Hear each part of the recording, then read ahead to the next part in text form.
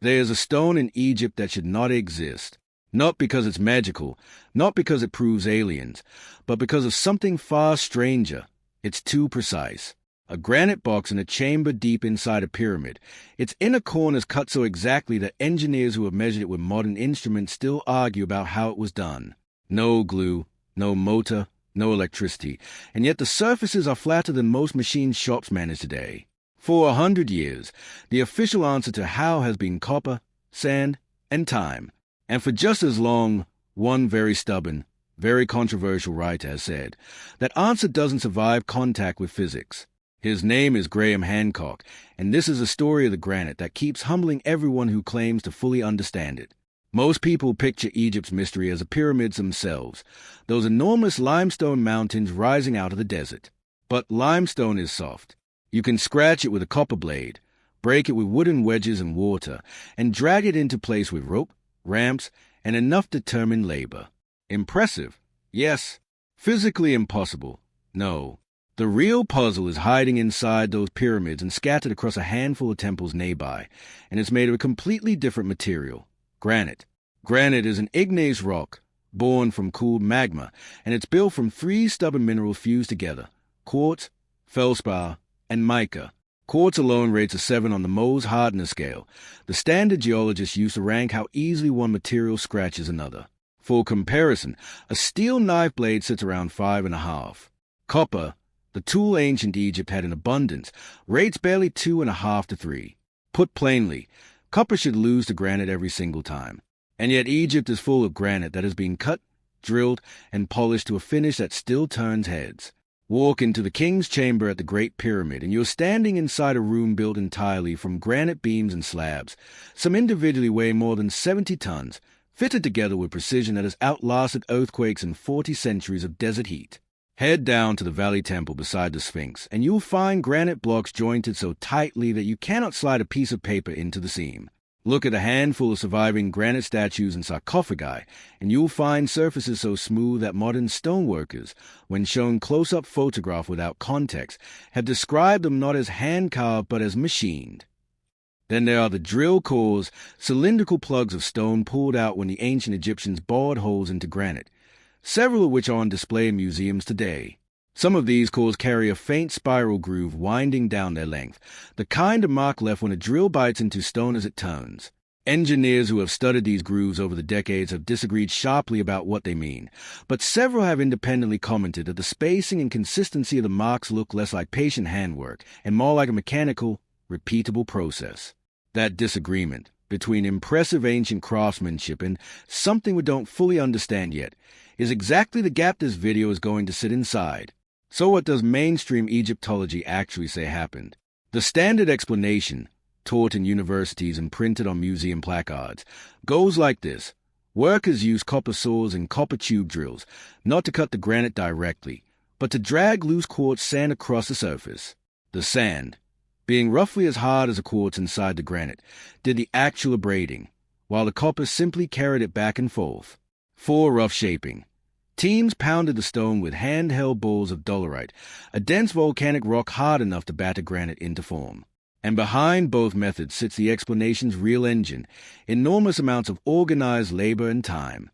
It's a coherent story, and it isn't stupid, but it is a real problem, and to its credit, that problem is actually being tested by mainstream researchers, not just fringe ones. In the 1990s, Egyptologist Denise Stocks, working with the University of Manchester, spent years running controlled experiments to see exactly how well copper and sand cutting performs on real granite. He built the tools the way ancient toolmakers would have, used natural quartz sand as the abrasive, and simply measured what happened. The results were sobering. Copper and sand cutting worked. Technically, the stone did yield, but painfully slowly, advancing by a fraction of a millimeter with each hour of sawing. The copper blade wore down fast, consumed almost as quickly as the stone was removed, in a country where copper had to be mined, smelted, and traded for at real cost. And the cuts the method produced were rough and uneven, nothing close to the glossy precision preserved on the actual temple and pyramid stonework. Stocks didn't conclude that ancient Egyptians couldn't have used this method. Copper and sand clearly can cut granite, slowly, but his own data left an uncomfortable gap between what the method produces in a lab and what survives on the monuments. The dolerite pounding method fares a bit better for rough shaping. You genuinely can batter granite into approximate form that way. But it's brutally slow, and when researchers scale up the labor required to produce something the size of a king's chamber, the numbers balloon into millions of wake hours for the granite alone. And pounding, by its nature, can rough out a block. It cannot explain a joint so tight a razor blade won't slide into it. This is the gap Graham Hancock has spent roughly 4 decades pointing at. To be clear about who he is, Hancock is not an archaeologist or material scientist. He is a British journalist and author, trained in sociology, who built a career writing about lost civilizations and, more recently, hosted the Netflix series Ancient Apocalypse. Mainstream archaeologists and historians have criticized much of his broader work, particularly his claims about a lost advanced Ice Age civilization, as speculative and unsupported by evidence, and that criticism is worth taking seriously rather than waving away. But Hancock's narrower argument about granite cutting has always been a bit different in character from his more sweeping theories. It isn't really a claim about Atlantis. It's a claim about tool marks. His argument, repeated across books, lectures, and interviews for 40 years, is simple. Look closely at the finish on these granite surfaces.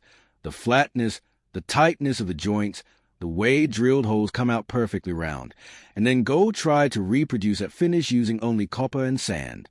The two things, he says, don't meet. Something in a conventional explanation for the finest examples of Egyptian granite work is still missing, even if copper and sand can account for cruder cuts. For most of those 40 years, the response from mainstream Egyptology has largely been to dismiss Hancock on the basis of his credentials rather than engage with a specific toolmark question, which is a genuine and fair criticism of how this debate has often played out. Dismissing the messenger doesn't actually resolve the physics. At the same time, it's worth being honest that Hancock has not, to date, produced peer-reviewed, independently replicated scientific evidence that overturns the mainstream account.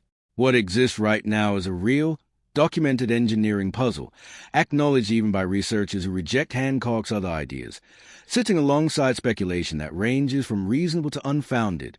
So where does that leave the actual mystery? A few honest possibilities on the table, and it's worth naming them plainly instead of pretending only one is correct. It's possible ancient Egyptian workers used harder, more effective abrasives than plain desert sand, crushed quartz, or even imported harder minerals, which would speed up cutting and improve the finish without requiring any technology beyond patience, trade networks, and trial and error material knowledge passed down over generations. Egypt is known to have traded across long distances for valuable minerals and stones, so the idea that quarry workers might have sought out a more effective abrasive isn't inherently far-fetched, but as of now, it remains a hypothesis, not a confirmed, published finding. It's also possible that the finest examples of Egyptian granite work represent the outer edge of what skilled specialists could achieve with the tools we already know about, given enough time, enough failed attempts we simply don't see in the archaeological record, and enough generational expertise concentrated in a small class of master craftsmen. Both of these explanations, notably, lead to the same underlying conclusion, that ancient Egyptian stoneworkers understood their materials at a level of sophistication that doesn't fit the primitive laborious swinging rocks caricature that sometimes gets attached to this story. What we should be skeptical of is any claim, from any source, mainstream or fringe, that presents a single dramatic discovery as having definitively solved this mystery unless that claim comes with a named institution, a published paper, and independent replication. Several videos have circulated online in the last couple of years claiming exactly that: a scanning electron microscope, a named material scientist, and a residue of a super-hard mineral found buried inside ancient tool marks, framed as a smoking gun that finally proves Hancock right. It's a compelling story, and if something like it is ever formally published and independently verified, it would genuinely be significant. But right now, that specific claim doesn't trace back to any verifiable peer-reviewed research, and no established Egyptology or material science journal has reported it. Until that changes, it belongs in the category of unverified rather than proven, and it's worth being cautious about content, including on this very platform, that presents dramatic unverified claims with the confidence of settled fact. None of that makes the underlying mystery any less real, though. Strip away the overstated claims, and you're still left with something genuinely strange, a civilization with no iron tools, no wheel-driven machinery, and no written record of how they achieved their finest stonework, producing granite surfaces that engineers with modern instruments still describe using words like precise and consistent rather than crude. That gap between the tools we know they had and the results that survive on the stone is not a fringe observation. It's acknowledged, in more measured language, by mainstream Egyptologists too. Where Hancock and his critics disagree isn't over whether the gap exists. It's over how wide it actually is, and what's the most likely explanation for it. More time and skill than we tend to credit them with, techniques we haven't fully reconstructed yet, or something that genuinely hasn't been identified at all. That disagreement is exactly why this debate hasn't gone away in 40 years, and why it probably shouldn't. Science makes progress by taking uncomfortable questions seriously and testing them rigorously, not by deciding in advance who is allowed to ask them. Deny stocks took the questions seriously and got real, if incomplete, answers. Future researchers, material scientists, tribologists, geologists, taking a fresh, rigorous, peer-reviewed look at ancient tool marks could still genuinely move this conversation forward, whether the results end up supporting conventional account, complicating it, or landing somewhere in between.